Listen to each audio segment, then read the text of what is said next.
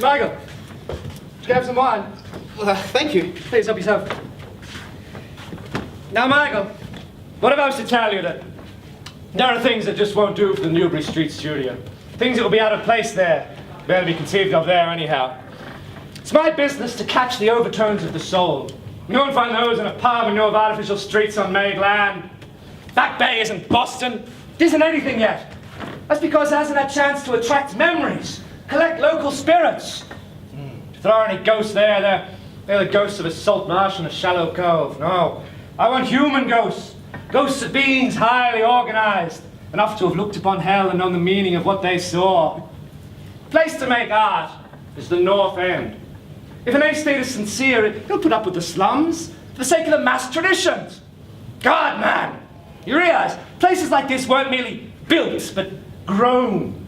Generation upon generation, lived, felt, and died here. And this is in days when people weren't afraid to live and feel and die.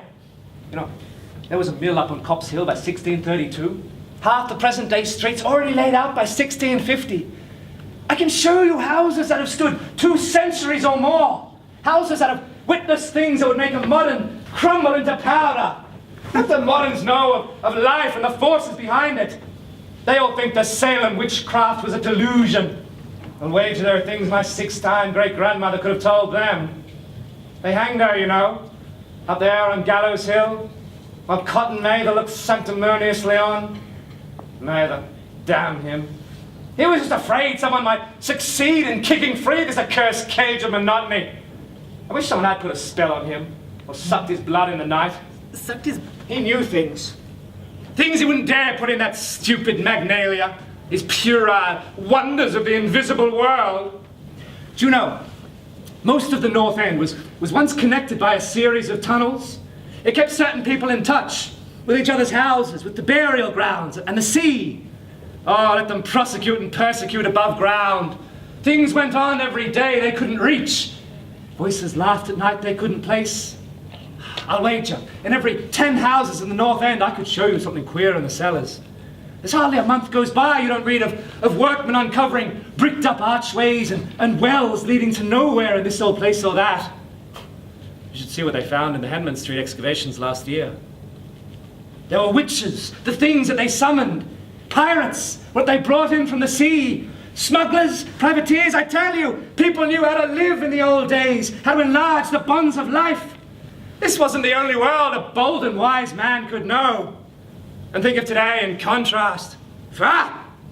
Such pale pink brains, even a classroom of supposed artists go into shudders and convulsions if a painting dare go beyond the sensibilities of a Beacon Street tea table. The only saving grace of the modern day artist is that they are too damn stupid to interrogate the past too closely. What do maps, guidebooks, records tell you about the North End, really? Now, Thurber, these ancient places, they are dreaming gorgeously, overflowing with wonder, terror, all manner of escape from the commonplace. And there isn't a single living soul to understand or profit by them. Or rather, there is one living soul. I haven't been digging around in the past for nothing. I have something which may interest you. What if I was to tell you that there is another studio in this house, where I can catch the night spirits of antique horror, things that would never be found in the Newbury Street studio? Oh, naturally I will never tell those fossils in the school about it, with Reed, damn her. She's whispering even as it is that I'm some sort of monster bound down the toboggan of reverse evolution. Now, Michael, I decided long ago, one must paint terror, like beauty, from life. I've done some exploring in places where I have reason to know that terror lives. Why are all the windows boarded up? No, I like it that way. I don't want life what I do. Besides, the studio is down in the cellar, where the inspiration is thickest. All of the other rooms are furnished more respectably. The Sicilian owns the place. I rented it under the name of Peters. Why didn't you use your own name? What makes you think that Richard Pickman is my real name? A true artist needs many titles. Many titles for the many roles he must play. Now, if you're game, I'll show you my most recent work. It's one of my modern studies. think you're going to enjoy it. As I said, I let myself go a little bit. You may want to finish that wine, you may need it.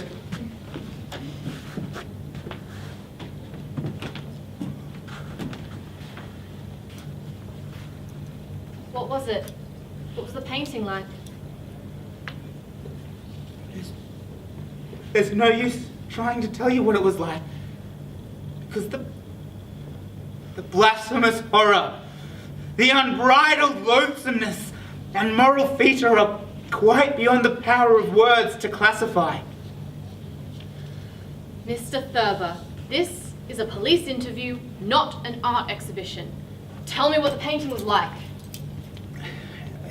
It was of an old churchyard surrounded by thick wood. But the madness and monstrosity lay in the figure in the foreground. Pickman's art, his morbid art, was preeminently one of demonic portraiture, for the figure was not completely human, though some features approached human to varying degrees. Bipedal, forward slumping, vaguely canine. Its texture was a sort of unpleasant rubberiness. And it was feeding on a human, writhing in some torturous device. Don't think it was all this, the matter of the subject who struck me faint. I assure you, I'm not a child to scream at something that shows a bit of departure from the usual, but my God, that man could paint. It was the faces. What damnable expressiveness Pickman gave to the faces of his charnel wonder.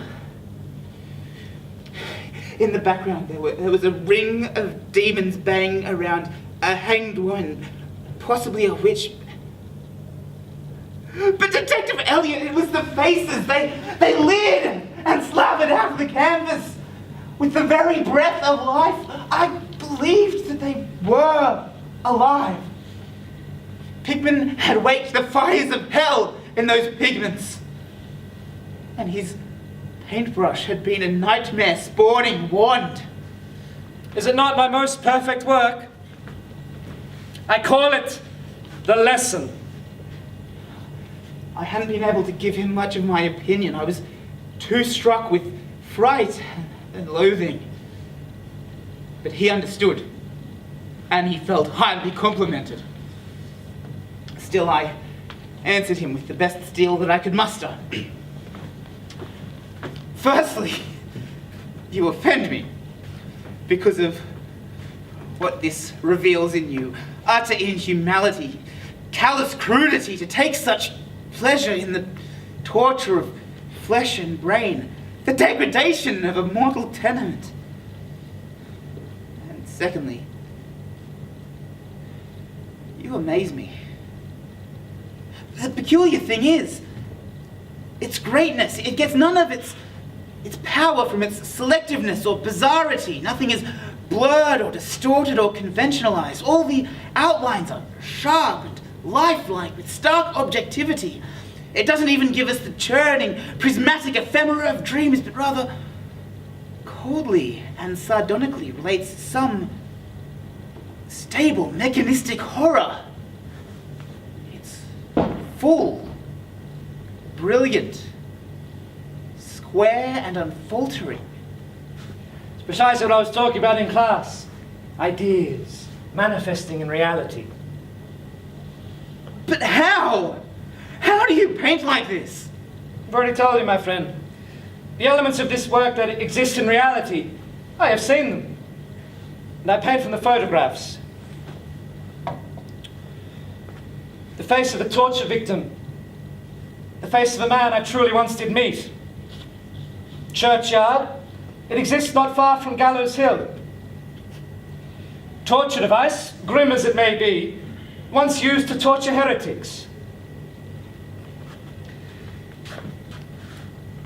The other elements of the work are not hard to imagine. What would a man look like if he had been subjected to these tortures? What kind of being would do the torturing? What kind of behavior would a pack of them have?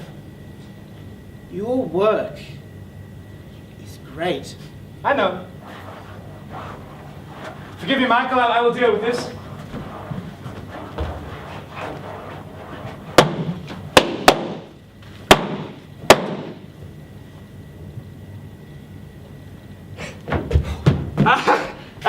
Rats! Rats in the walls! Deuce knows what they eat there, but whatever it is, devilishly anxious to get out. They must be running short. I fancy our talking must have stirred them up. Best be careful in these old places. Rodents in the walls can be a drawback, but sometimes they seem a positive boon for colour and atmosphere. I shall return tomorrow and we can discuss what you have seen in class then.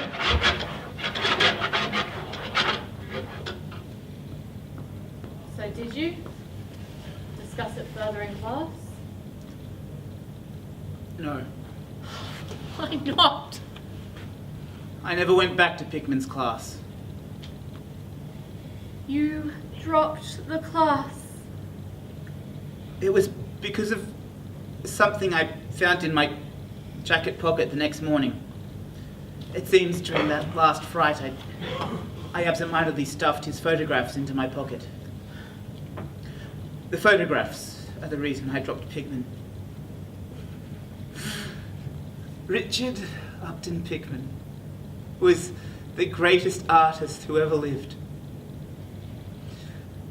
and the foulest being that ever leapt to the bounds of life into the pits of myth and madness. Old Reed was right. He wasn't human, at least not strictly speaking. Either he was born in some strange shadow or found a way to open a forbidden gate. But either way, he's gone now. Back into that fabulous darkness that he loved to haunt. Pickman had no rats in his walls.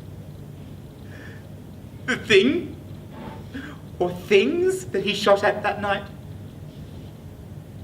they had companions. I'll warrant they have taken him. What thing?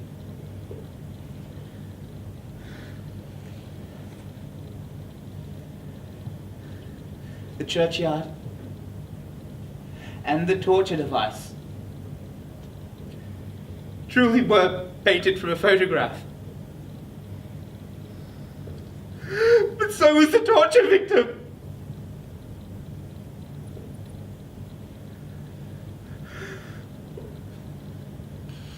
And so was the thing that had done the torturing.